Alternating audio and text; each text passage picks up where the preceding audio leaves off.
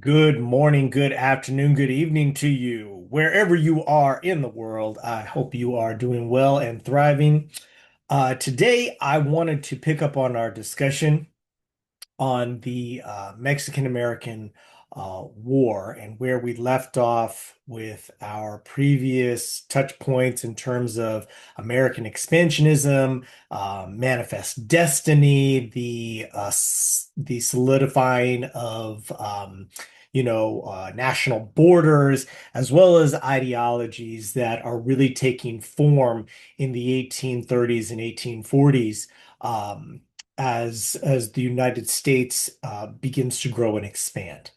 And what we're going to be looking at in this lecture is talking about how those ideologies, while we have on the one hand a nation that is rapidly expanding, its population is growing. There are additional states that are joining the union, and there is a sense from those who are in positions of leadership, positions of privilege, positions of authority, that the American experiment, this democratic experiment that has never been performed in any other style or form as it is taking hold on the North American on this section of the North American continent, that it is somehow unique, if not divine, and something that certainly needs to be continued. But there is also at that same time that there is this sense that this is, um, an expression of the divine. There is also a sign of real conflict, and major divisions are developing in the country during the 1840s and particularly in the 1850s. And those divisions are really going to ultimately lead to the conflict that would happen in 1861 with the outbreak of the American Civil War. What I'm going to do in this lecture is I'm going to talk to you about several events that contribute to that and, cover various aspects in terms of how people are feeling. Um, it is important to understand that because of the way that our government is structured at the time in terms of the way in which the legislative branch functions. You have the House, which is based off of population, its representation based on population, and the Senate based off of an equal number of representatives, two senators from each state, that keeping that balance of power maintained is significantly important. And so as new states come in, there is the constant need to create that balance between a free state and a slave state. And by the 1840s, people are very concerned, throughout the nation, whether Northerners or Southerners, in terms of how their various systems are going to be able to continue. Is this going to be a country where you're going to have individuals who are going to have small farms, there's going to be free labor, or is it going to be a country where you're going to have slave labor? And you're not going to have, paid wages. You're going to have a system of, oppression and destruction that is going to, run entire state and, regional economies. And at the time in the 1840s, you can already see the tensions beginning to develop. There is much more outward discussion in terms of how people are feeling about the other side. There are various perceptions. If you were to, boil it down to, a very simplistic way of looking at it, there is a concern from the North that Southerners don't want free labor. They want to be able to exploit slavery in its totality and be able to expand it anywhere they want. And Southerners are completely and absolutely afraid that Northerners are going to abolish the system entirely, the system of slavery entirely. And that's a very simplistic way of looking at it. Of course, on the gradation of things, if you were to look at it on like a spectrum, there's people with varying degrees.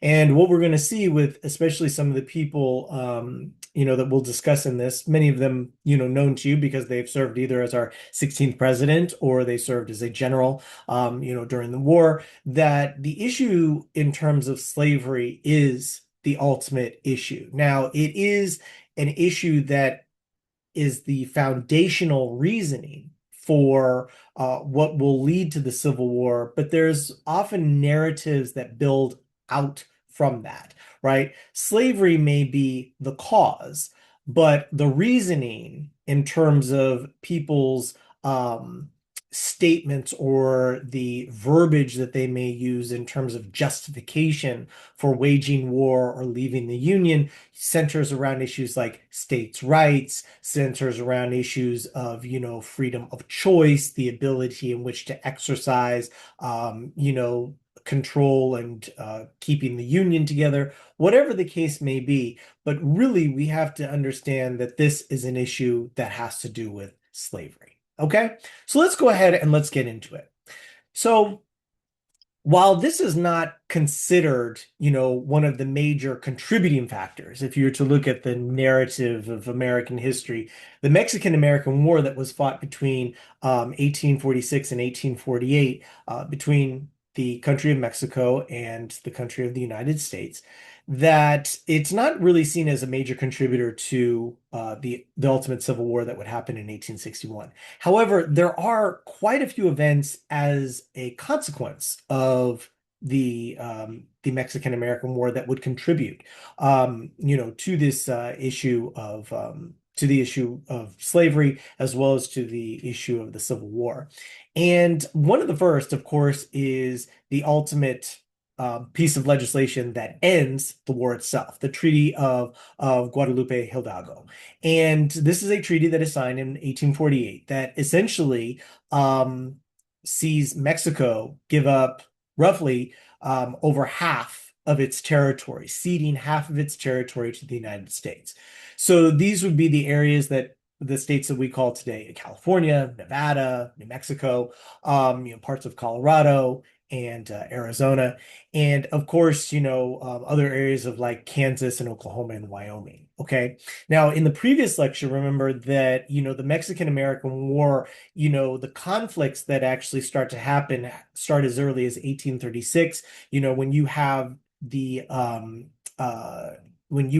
state of Texas or the territory of Texas, apply for statehood, and then the agreement of the United States to allow Texas to join the Union.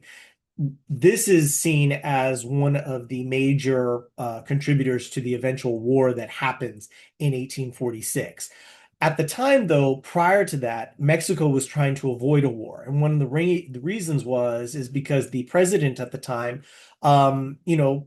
fair, understood fairly well that, the country was not in a position to be able to beat the United States. They did not necessarily have the resources. There was not a lot of fundamental unity, in the country to actually go to war. The country was very divided, and going into war was going to be very costly, money that the country just did not have. And so even when those negotiations were happening prior to 1846 to try to see if there was a way to get Texas back into, to Mexican control, when the envoys are sent from the United States to Veracruz to discuss this, the envoys, an individual by the name of Slidell, I believe he was from New Orleans, he was from Louisiana, and he spoke Spanish, and he was sent there by President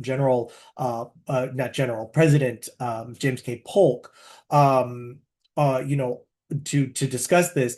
It seems that when he arrives in Veracruz, that the Mexican question, or excuse me, the Texas question has already been solved. it's already over. They weren't interested in discussing like, hey, let's try to figure out a way that we can get, Texas back into your hands. We've already decided that. It's 1845. Texas is already part of our country. We're moving on. We'd like to talk about something else. And what they want to talk about is they essentially, what the American envoys want to talk about is they want to talk about buying more territory. This is a part of that expansionist idea that, the United States is very much interested in manifesting its system of laws, its system of government, its civilizing efforts.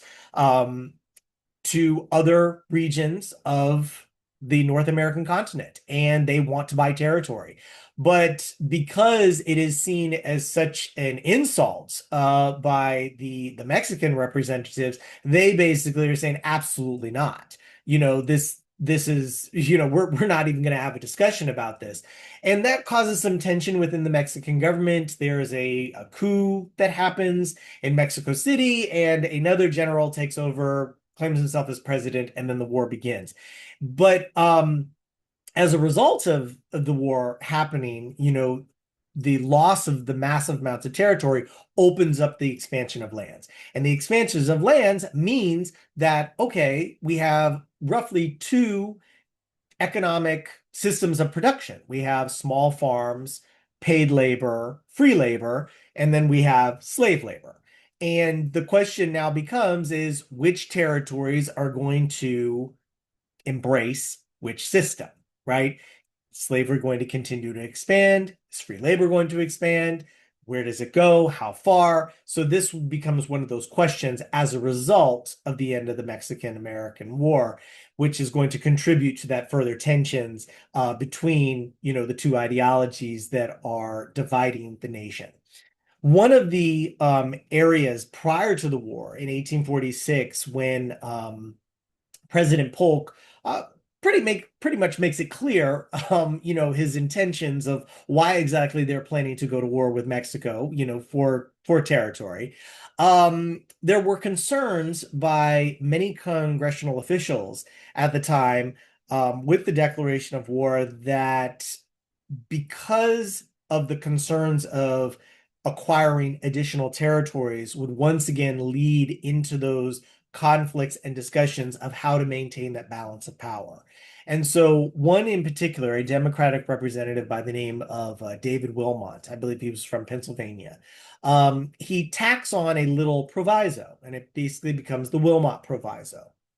And essentially, you can click on it in the link there and you can read about it. But essentially, it says, this is that, that slavery is not going to have the ability in which to be a part of whatever new territories are acquired. That essentially is it, is that, Wilmot was very much speaking for members in the Democratic Party at the time that, who wanted to not end slavery, but they wanted to certainly contain it or keep it where it is, that didn't want it to expand any further.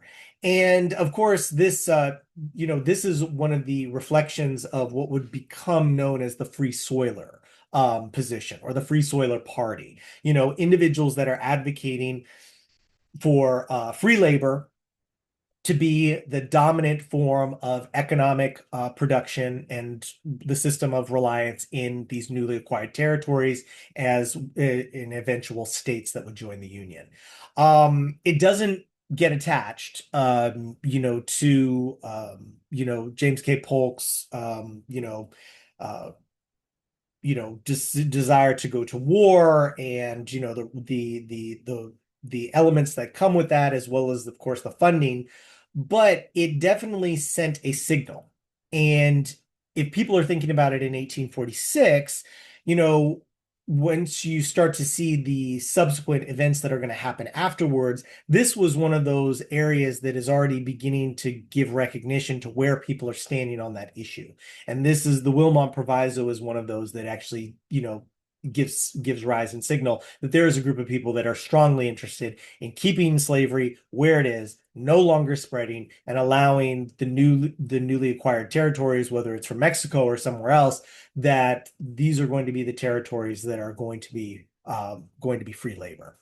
And the last area of the the Mexican American War, where this contributes to later Civil War, is that many of the military generals and commanders that are successful in battle in the Mexican American War are people that are going to serve um, in the American Civil War and often are going to be fighting against each other.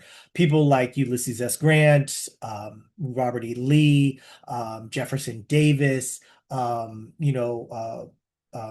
General Beaufort, right? These are individuals that have all been trained at places like the Virginia Military Institute, or they've, trained at the Citadel, or they've, trained at various military academies, and they've often, been in the same classes together. They've worked alongside each other. They fought with each other. And so these are going to be individuals that are going to use the same tactics that they learned, and they're going to, once again, in 1861, they're going to be using them against one another. And so, this is just something to keep in mind that, there's going to be, during the war itself, there's going to be some that are successful and others that are failures. And this is largely a consequence because of the training that they had, and the experience that they had, and the people that have come to, see them as, great military giants, or to be an absolute, utter failures. Okay, so some of the causes that we're going to be looking at that are going to ultimately lead to the Civil War, and I've listed them there for you. We're going to just go in order, but it's important to what I want to underline and underscore, along each of these events, is the sentiments that people have, for the issue of slavery, for the issue of expansionism, for the issues in terms of regionalism, the dynamics in terms of, how people are seeing this war, what exactly the conflict is over, how people are trying to discuss and work to find a solution. Okay, so let's go ahead and let's get started with the Compromise of 1850. So more territories have come in, and as a consequence of the discovery of gold at Sutter's Fort in 1849, a huge increase in migrants go to the California territory. And, we had already discussed the Donner Party, that's as early, as 1846, during the Mexican-American War, people are still moving, west to California, to the territories of Oregon and as such. And so, California asks in 1850 to basically join the Union. And so this came up with that first conflict that we're going to have. What exactly is California going to do? Are they going to become a free state? They're going to become a slave state? But what's interesting about the Compromise of 1850 is that there was actually five different bills that were actually attached to it. And essentially, this is what it said. So California is admitted as a free state. Okay. So this already upsets the balance in terms of free and slave states in the state of the Senate. What they also decided to do to make sure that the southern states weren't going to be,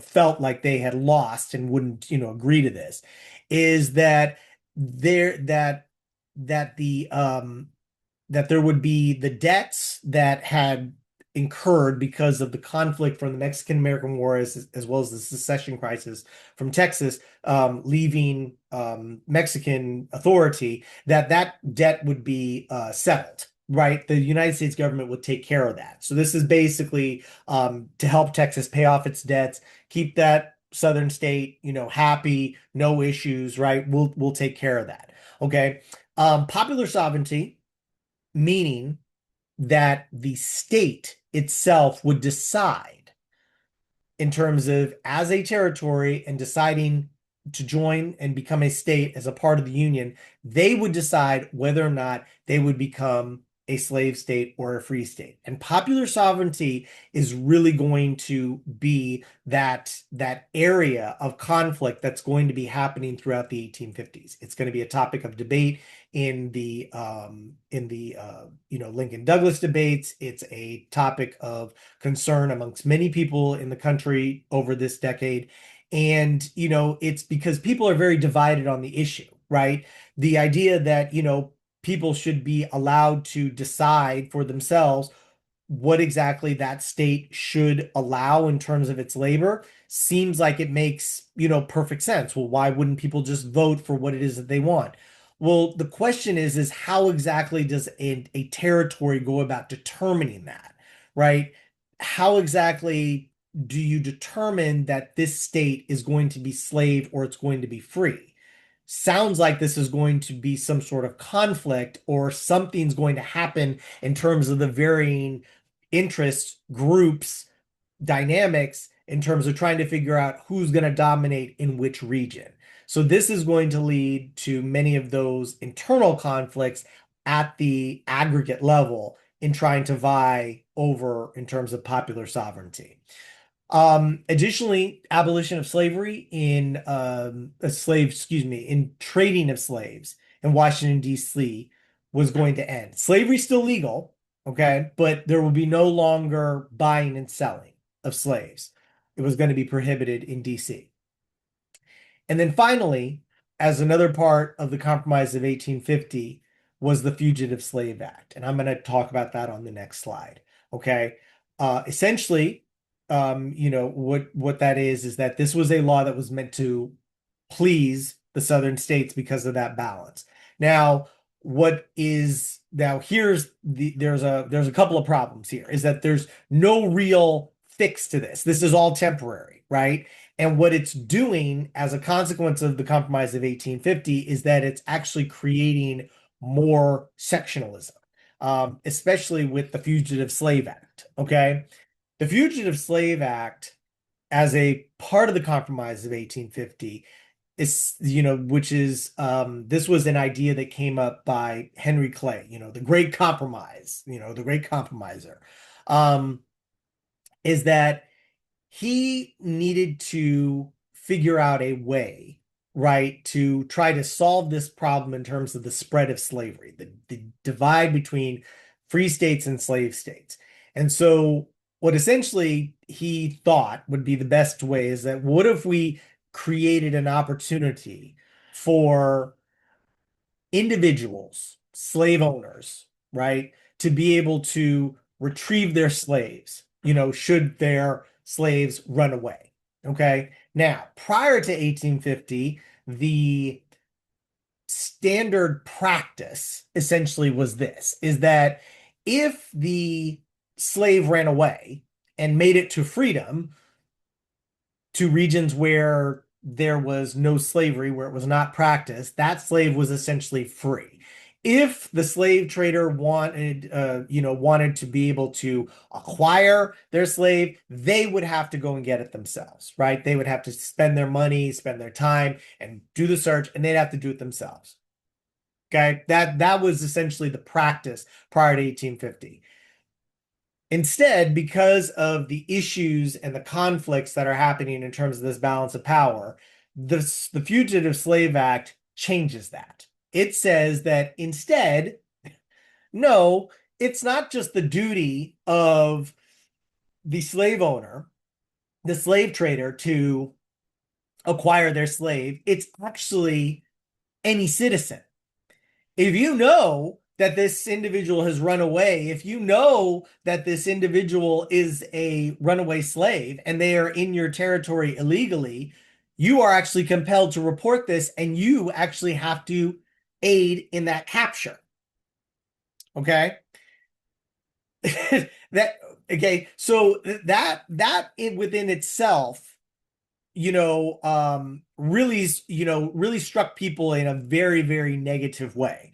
And it's not just because of, the additional like penalties and money and, the fact that, enslaved people couldn't be tried before a jury or anything else like that, but that these, um, but that these slaves, that they once they are captured and that regular citizens are now required or compelled to report, that there would be a series of federal commissioners that would, if they suspected that runaways were being, transported, or that they were being hidden away, like the Underground Railroad, or people were aiding in this, that, these individuals could arrest other people, other citizens, and, could definitely just be able to, imprison them, X, Y, and Z, right? So the reason why this is, why so many people were upset about this bill is because everybody now had to participate in slavery. Even if you were completely against it, even if you were just like, you know what, I don't want to have anything to do with this, now you're holding me culpable and responsible, right? That now I have to report, now that I have to be a party to this, that I have to participate in this system, right? People were absolutely enraged. It set people off essentially, and it bolsters the abolitionist movement because now it's to say, the abolitionists were now pushing northern states to basically say, to nullify it, to pass their own local state laws that would essentially say that no, you don't have to participate in it. And that's essentially what several northern states did, is they created laws that said, no, you don't have to participate in that whatsoever. And so here, what you already see is you already start to see that tension once again, that sectional divide, that northern states are saying we refuse to participate in the Fugitive Slave Act, the federal government saying that you must, southern states saying that you must, right? So just further divisions, more sectionalism, right? More issues in terms of saying like, no, you're absolutely responsible. Slavery is your responsibility. You should return these people back to where they belong. Oh, so I don't have a choice? So suddenly somebody from Georgia can tell me what to do in Ohio? Oh, I didn't know that. Oh, that's really interesting. Oh, okay. So, so now what you're already starting to see is you're already starting to see that sectionalism, expand. There is also part of the abolitionist movement is actually also to, point out, the inhumanity, the destructiveness, the oppression that is associated with the institution of slavery. And most people who live in the North, who, live in areas, such as New York or Pennsylvania or, Ohio or Indiana, they don't know much about slavery, don't know much about the institution itself. And, one of the ways in which to, change that is to, report, is to write, is to, spread that knowledge around. And one of the most well-known texts that is published, during this decade is Harriet Beecher Stowe's book known as Uncle Tom's Cabin.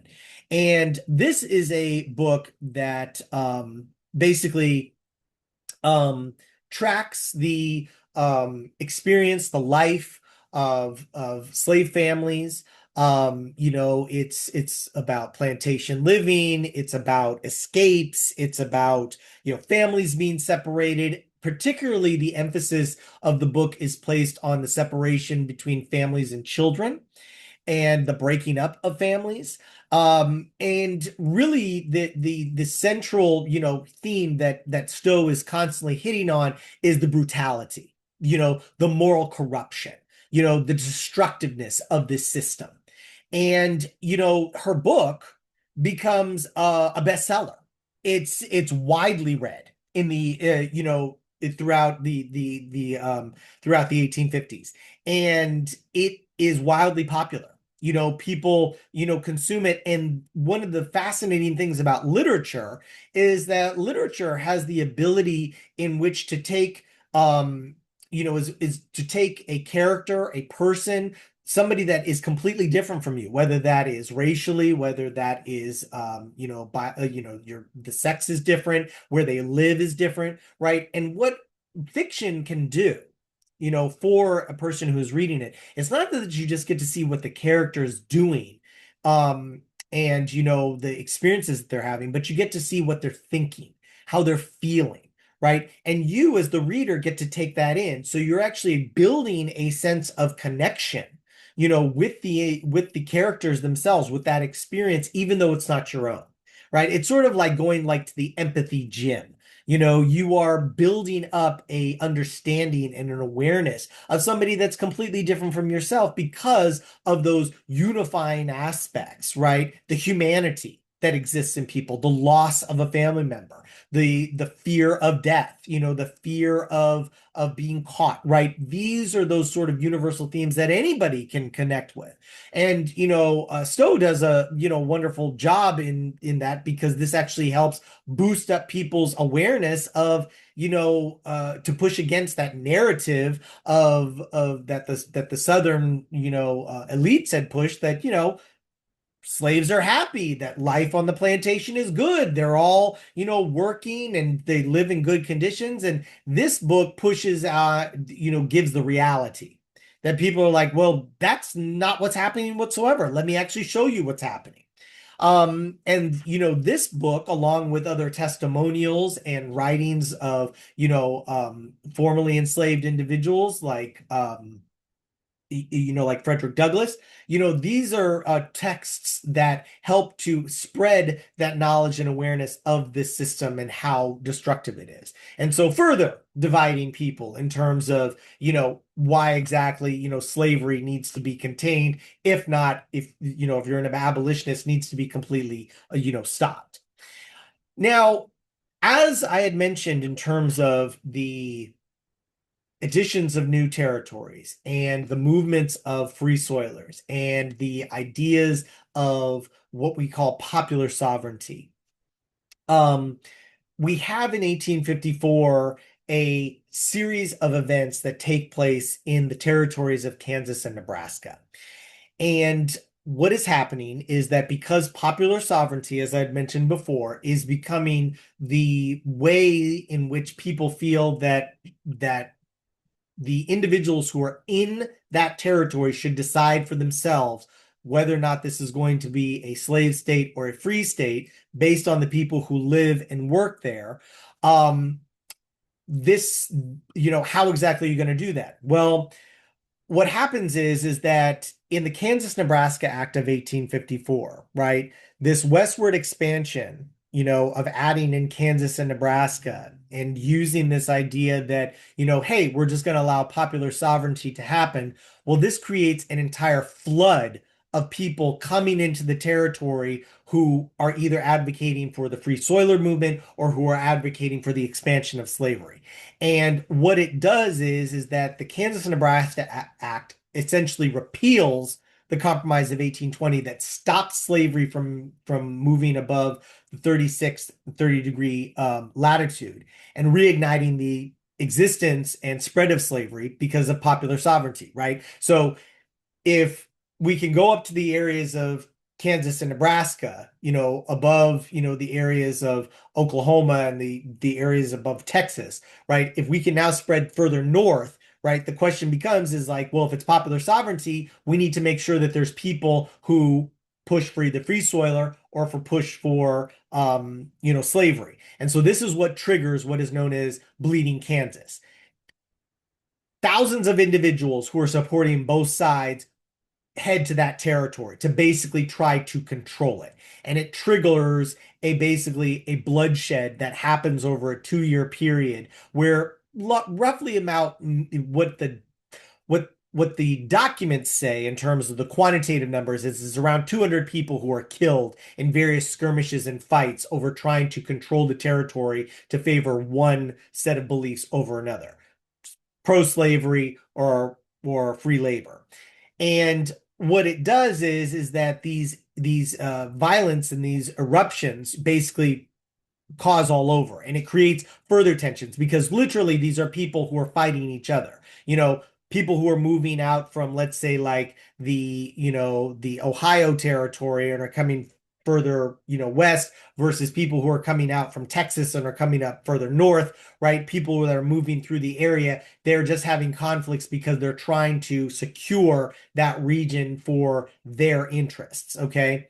As a result of this creates a political realignment where the Whig Party, which had formerly tried to find some sort of balance between the free soilers and, pro-slavery expansionists, you have the Republican Party that now gets founded, right? Which is meant to stop the spread of the abolition of slavery. That is essentially what the core principle of the Republican Party is. It is to stop the spread of slavery, right? And eventually we'll get to the abolition of slavery.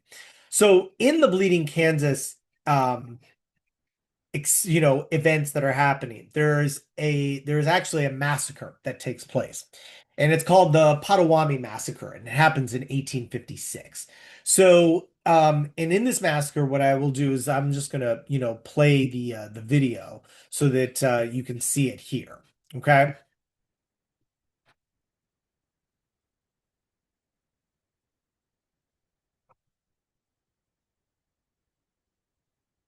On the night of May 24th, 1856, Brown and four of his sons dragged five pro-slavery men from their cabins and hacked them to pieces with broadswords.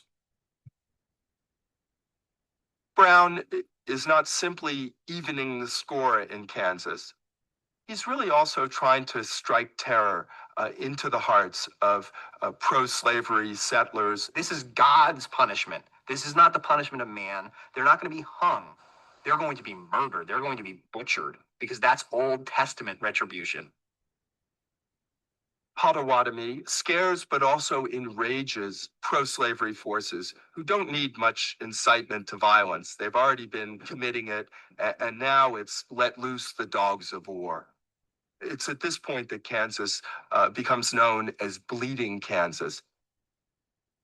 After the massacre, Brown and his followers hid out in the wilderness, resurfacing occasionally to battle pro-slavery forces. Okay. So what you hear in that is one of the examples. Now, you heard a man's name by the name of John Brown, and we're going to talk about him again because he's going to appear in another event that happens in the 1850s that contributes to the Civil War. What I think is important to understand is that the massacre that happens that John Brown commits, by literally dragging out five pro-slavery men from their cabin, because they're setting up in Kansas, trying to assert the pro-slavery movement and the control of the area, for popular sovereignty.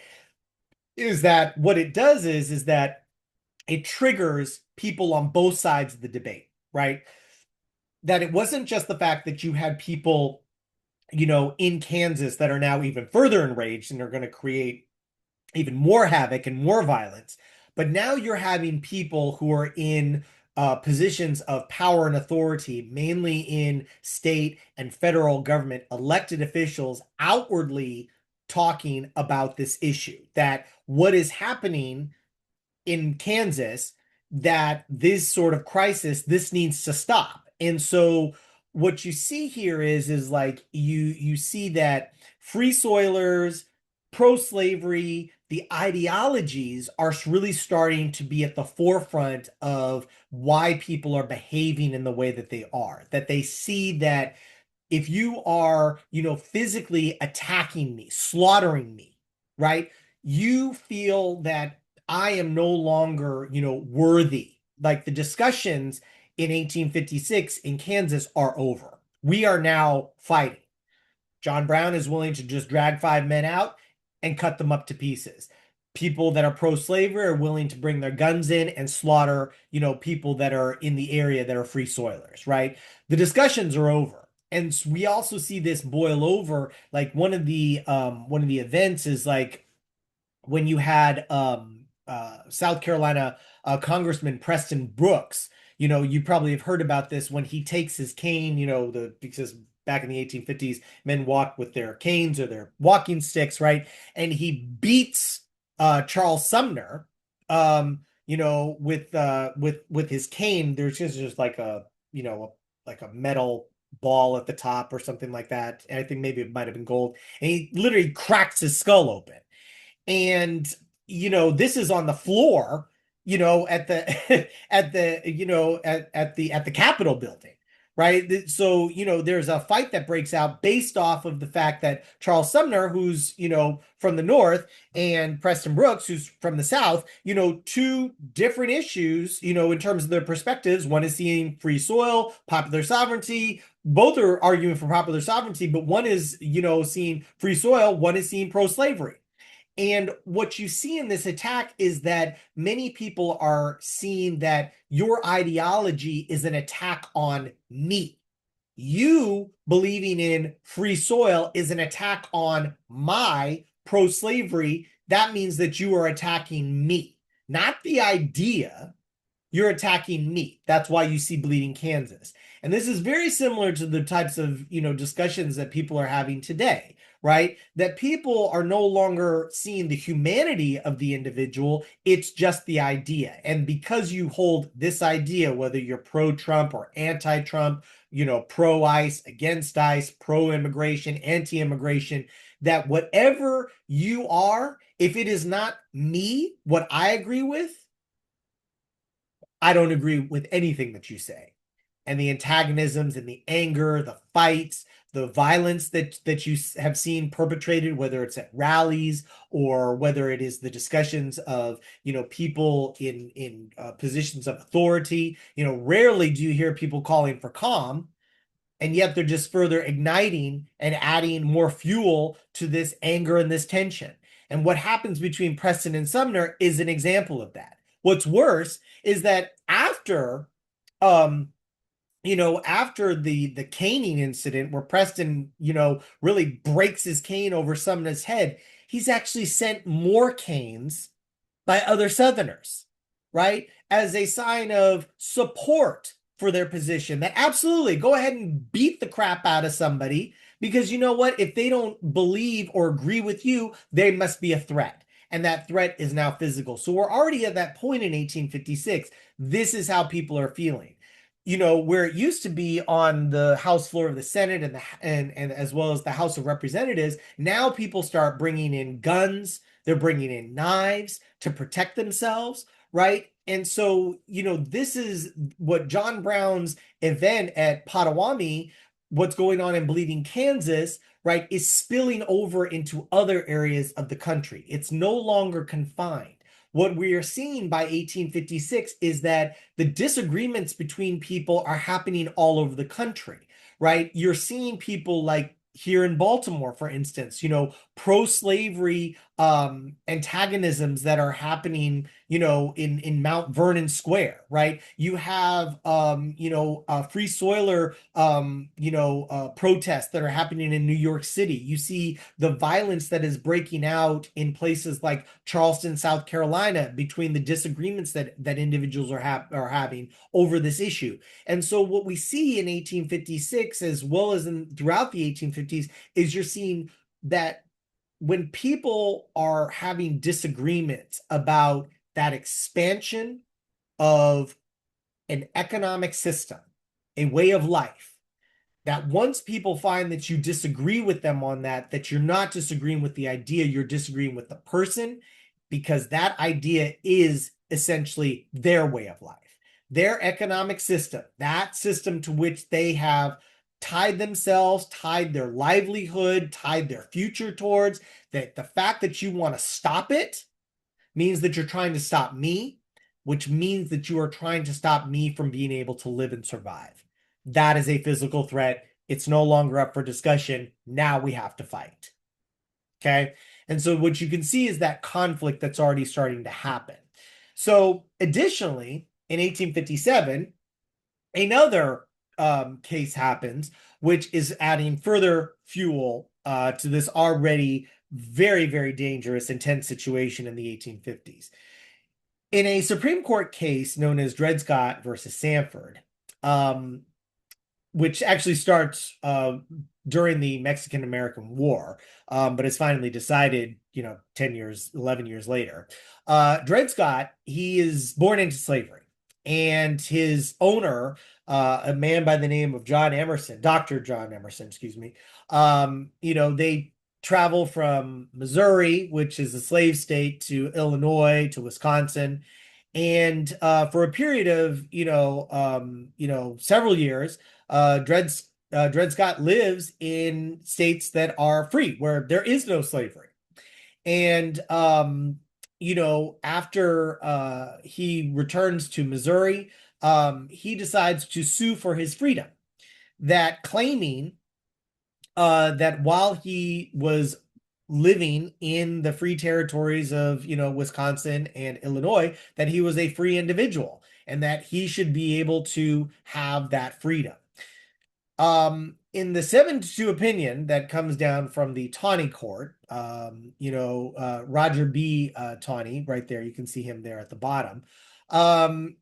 His position from the court and the court's opinion, which rules against Dred Scott, basically makes this argument that anybody who is of Negro ancestry, those are the terminology that Tawny uses, is that whether they are, whether they were imported as slaves, whether they were born into slavery, they couldn't be American citizens.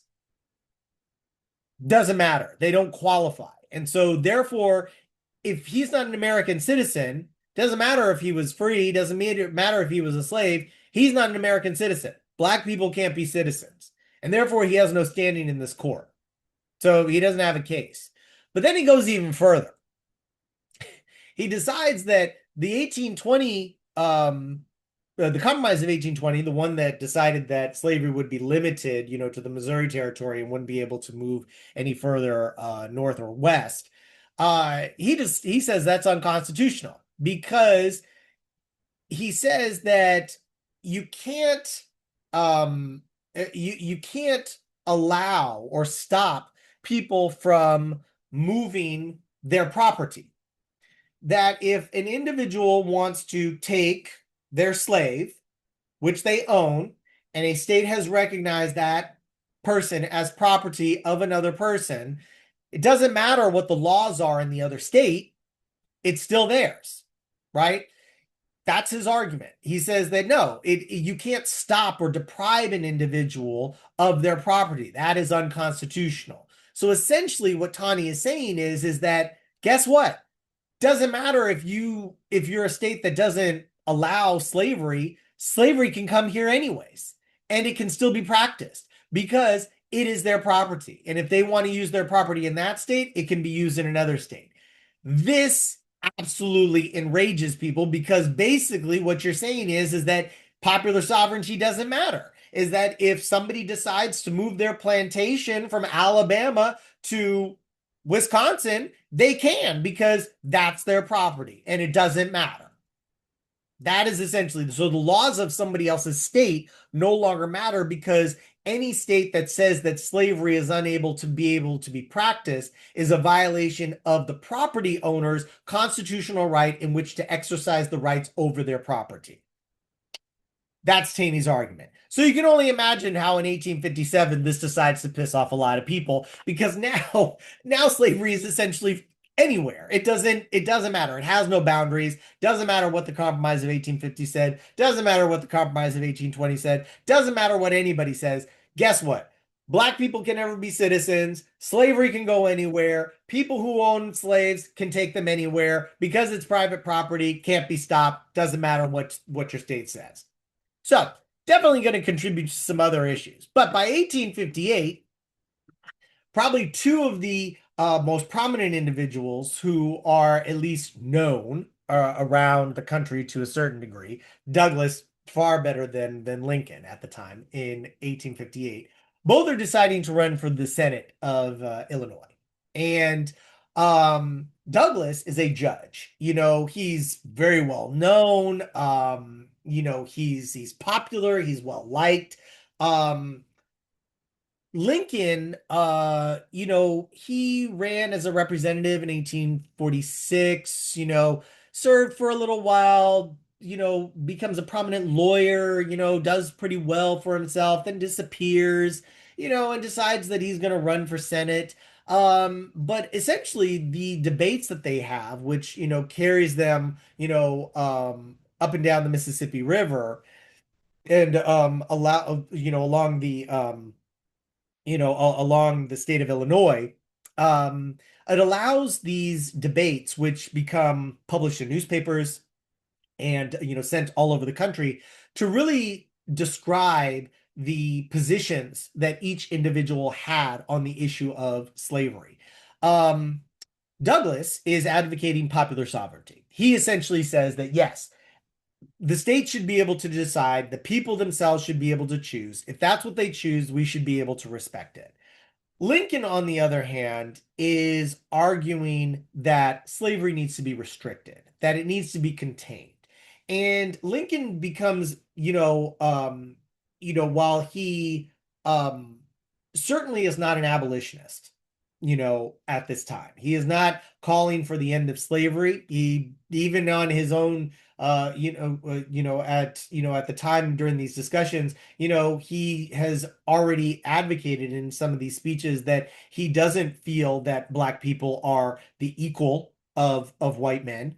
Certainly he carries the ideology that most white people have at the time, which is the inferiority of Black people. That's just how Lincoln felt about that issue. But he is deeply concerned that this nation cannot have either one system, can have two systems. That it can't be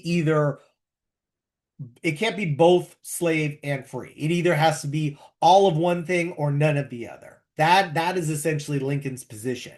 And what comes away with this is that although he loses the Senate race and he doesn't make it, but the differing stances that would take place that between Douglas and Lincoln would certainly factor into the conversations in 1860, right? Because Lincoln has made it clear that he is trying to restrict, the spread of slavery, right? He's not ending it, but remember, restricting expansion is basically an attack on those who believe in slavery's expansion.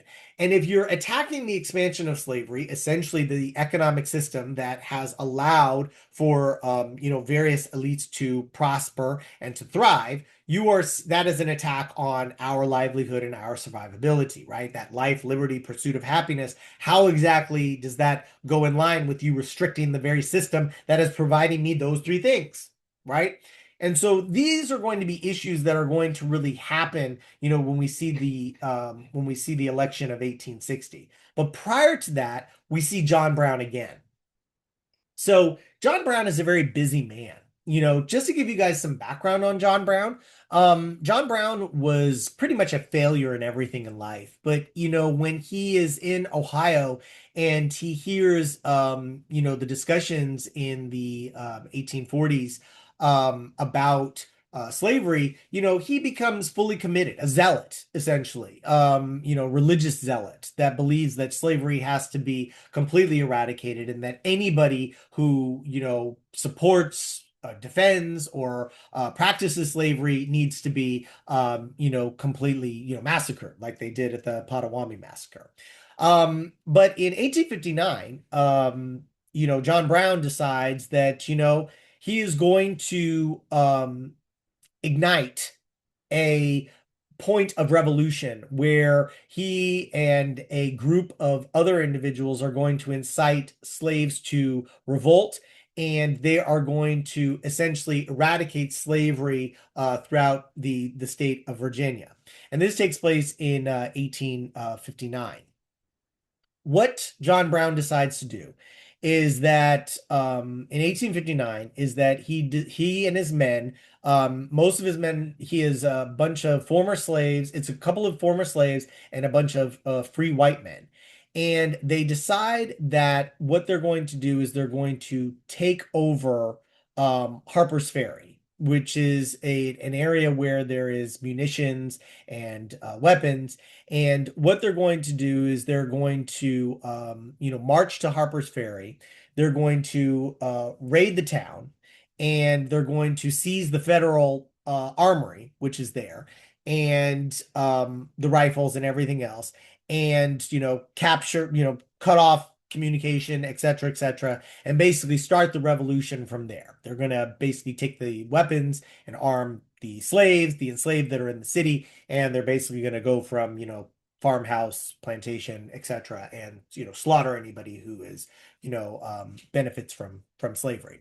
So interestingly enough, in 1859, Brown and his group, they make the raid, and they're able to seize the farmhouse, and they're able to seize the weapons.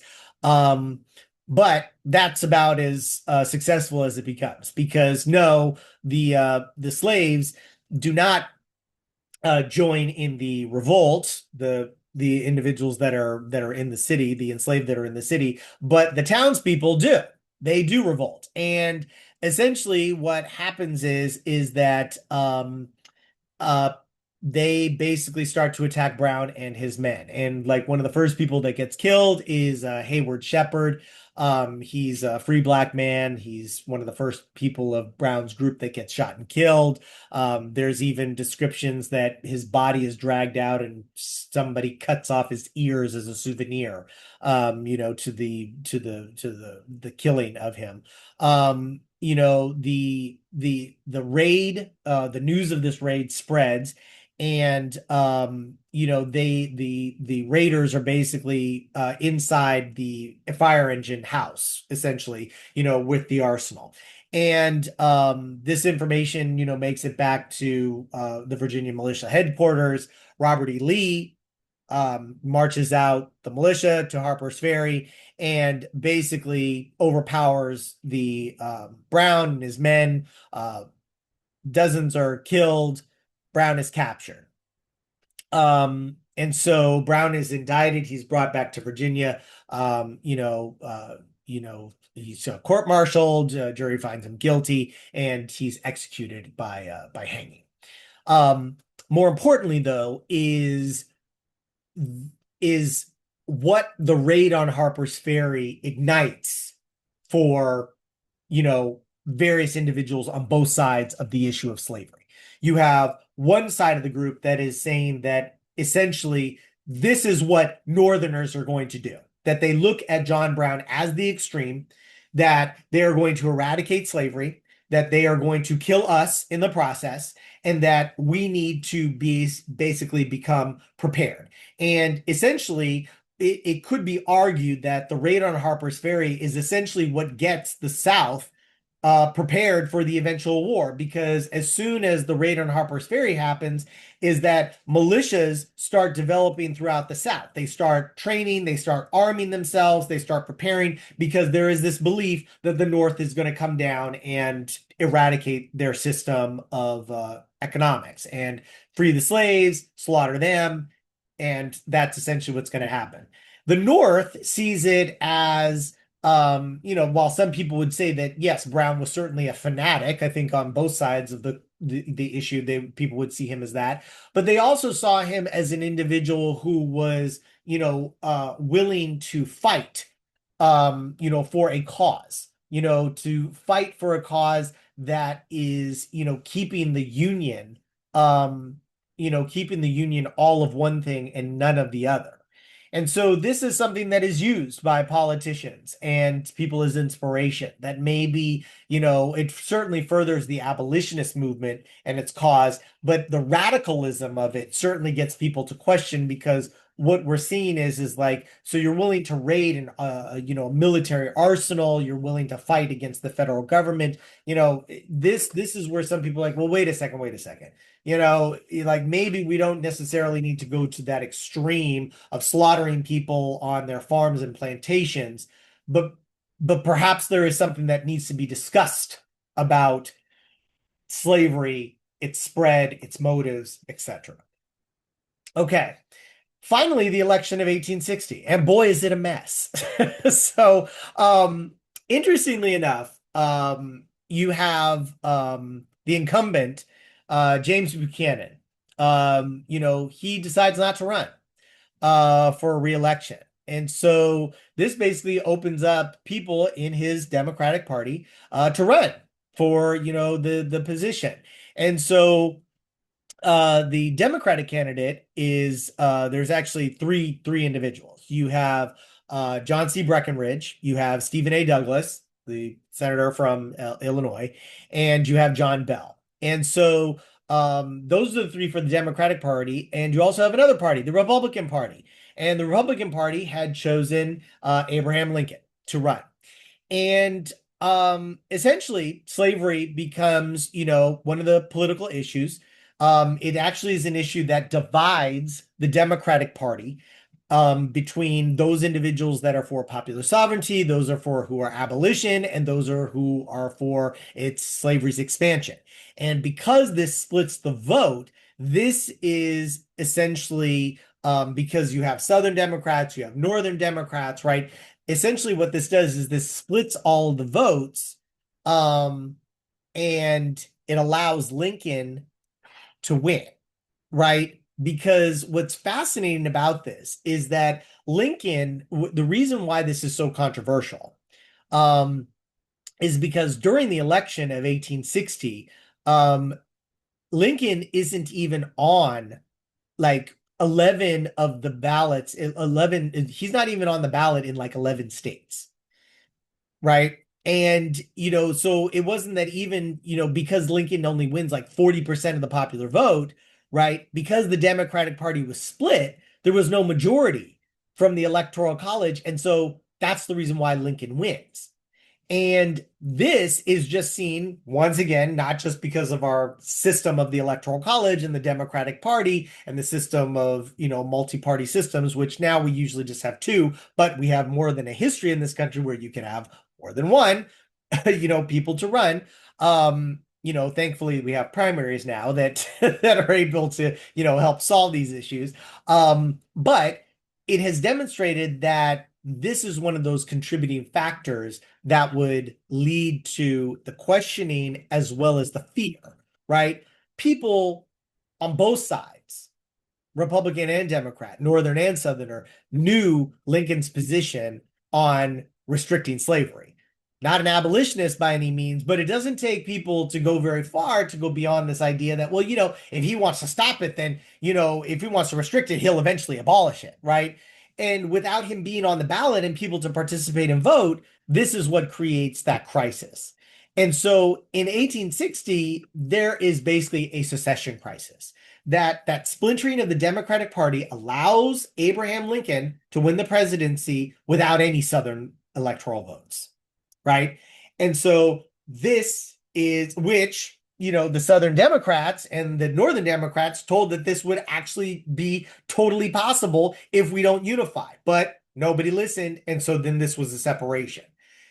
Additionally, those Southern fears that I was discussing in terms of the opposition of Lincoln to the expansion of slavery was seen as an existential threat to their economic system, right? Their entire economic system is benefited on slavery. As was pointed out in the previous lecture, how much slavery was integral to their economic system, how successful it was. The fact that the system of slavery was able to produce, not just equal to, but even better than the machines of the day, right? In terms of producing cotton. So this triggers the secession, and it is South Carolina that is the first to secede from the Union in December, 20th, 1860.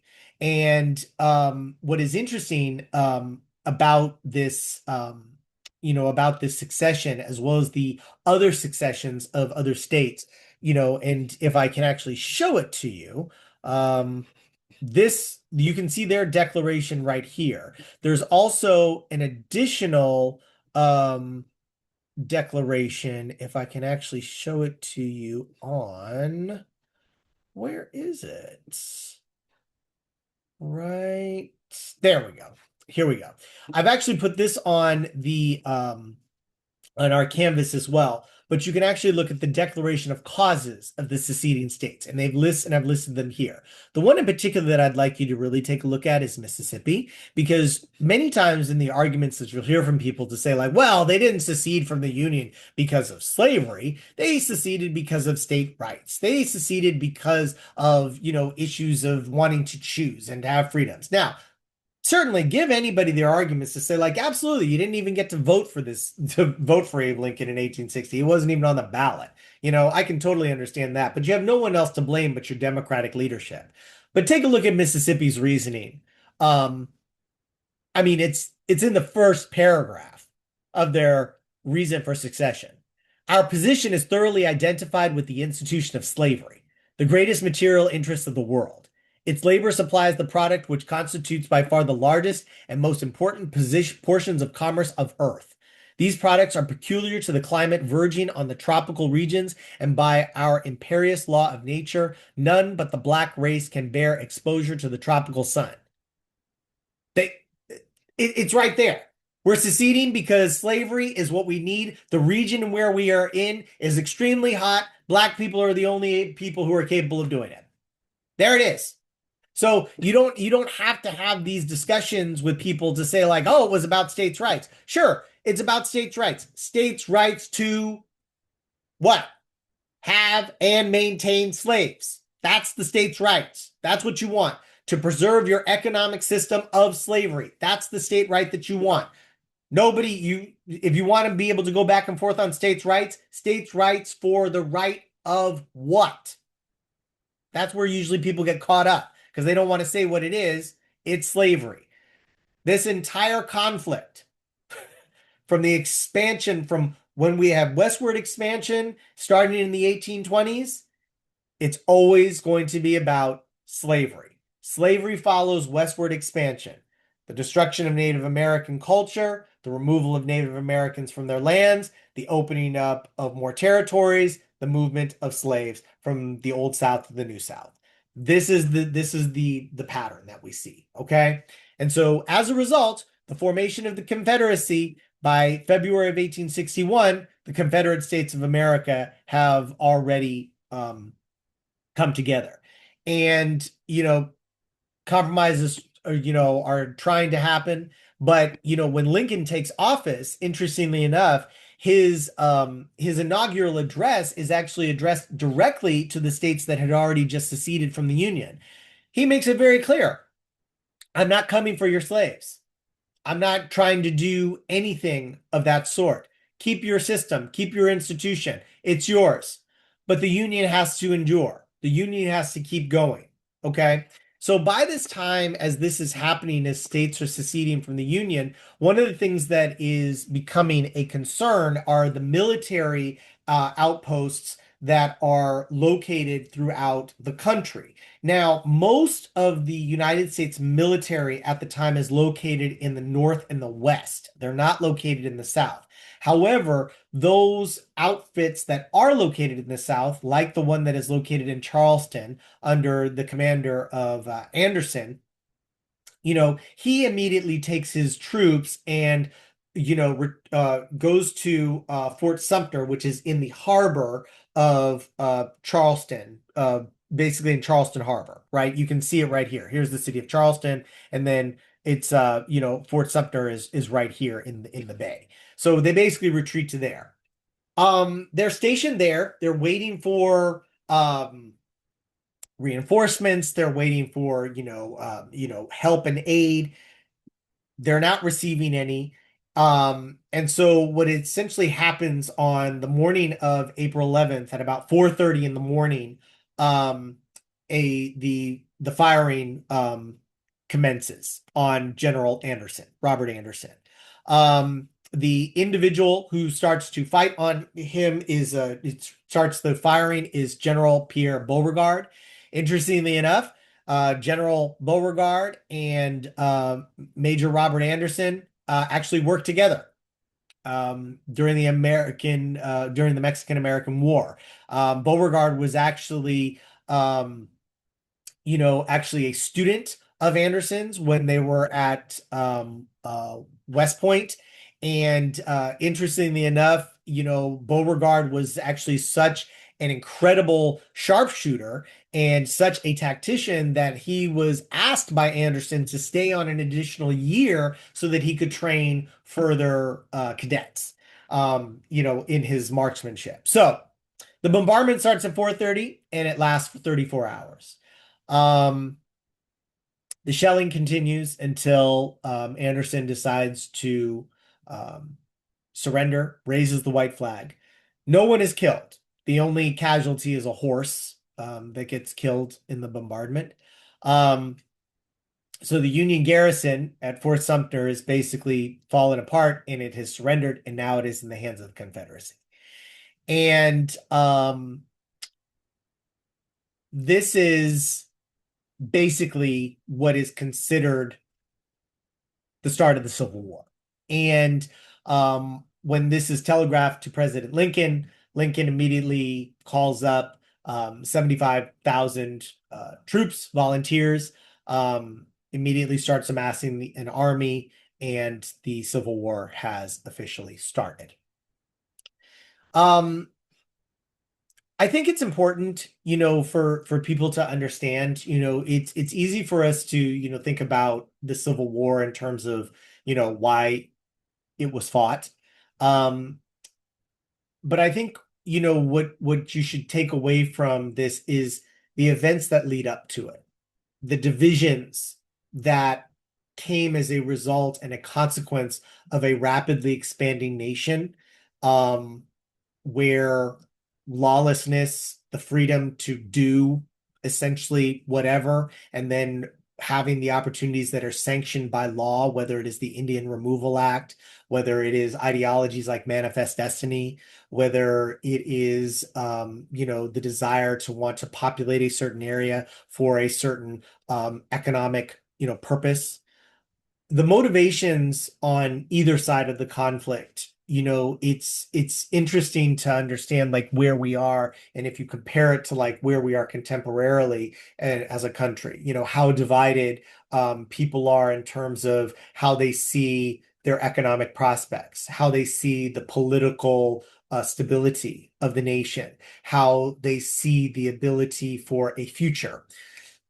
There is a lot of parallels between our current period in 2026 and those of, the 1840s and 1850s, right? We do have, a lot of challenges currently right now where we are trying to figure out where exactly, who exactly, what exactly is the best, direction. What is the response? What's the answer? How do we manage these situations? But one of the things that really got the conflict in the Civil War that ultimately starts in 1861 is the fact how people became so attached to an ideology which they felt, and of a system of economics to which they felt was their only way in which to see themselves. When an individual becomes totalized and encumbered by a way of thinking that shuts out alternative perspectives or ways of seeing things, it can make that process of change very, very difficult, most likely resistant, and sometimes that resistance can become violent. And the 1840s and 1850s saw that resistance and that violence. And our political leaders, especially James Buchanan at the time, did nothing. He did nothing to tamper down this violence. He did nothing to try to bring the country together. Um, and so, we need to ask ourselves, what type of leaders, whether they are local, whether they're national, whether they are, federal. What do we want our leaders to be doing? Do we want our leaders to try to figure out, compromise? Do they want to try to figure out ways for all of us to be able to, solve our issues? Because the perspectives on the Civil War, whether it's the North trying to keep the Union together, the Confederacy trying to maintain their economic system, or the enslaved looking for an opportunity for freedom, think about where you are in your own contemporary moment. And do you really, understand the other side, that side which doesn't share your perspective? Are you interested in listening to that other side? Or have you gotten to that point where you are no longer willing to have those discussions, and the only way that possibly this can be solved is through, you know, uh, conflict, through violent conflict? And so I would just stress on all of you that, the war that we'll look at, with the Civil War, and what happens during that period and how it changes the United States and the aftermath of it, we're still there's still periods in our history that show residuals of it, that show us indications of, maybe we could take another path. Maybe there's another way out. Okay. So if you have any questions or comments, please leave them for me. Look forward to them.